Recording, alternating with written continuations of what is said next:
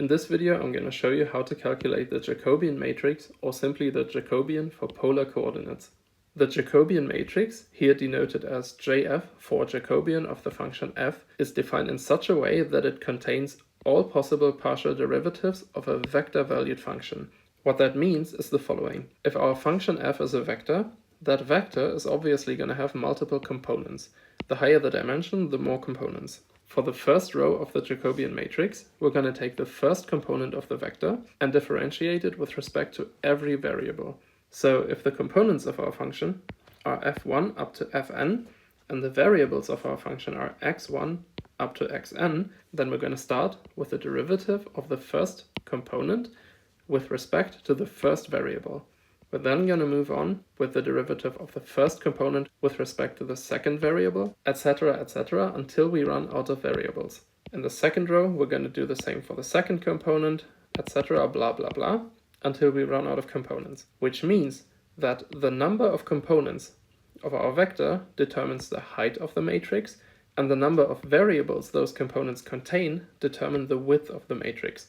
In this specific case, we're going to take a look at the transformation from Cartesian coordinates to polar coordinates in 2 dimensions. And that transformation looks like this. Every x in the original function gets replaced by r cosine phi, and every y in the original function gets replaced by r sine phi. So if we compare it to this one up here, this row is f1 and this row is f2.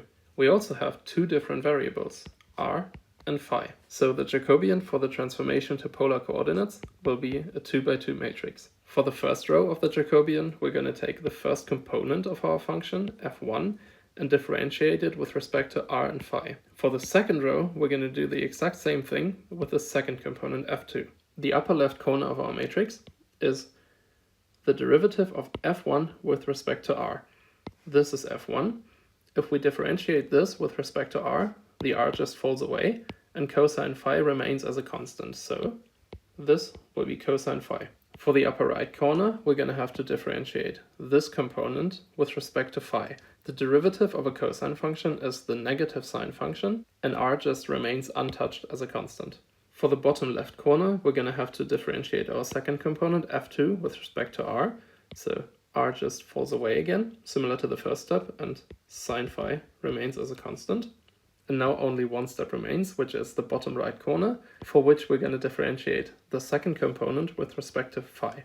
The derivative of the sine function is the cosine function, and r just remains as a constant. So our last entry is r cosine phi.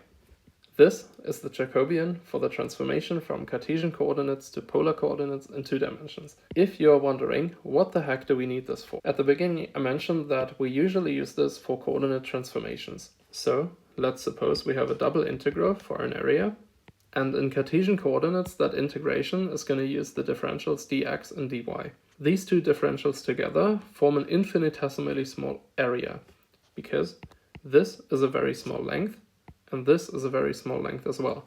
So if these 2 were the same length, this would be a very small square.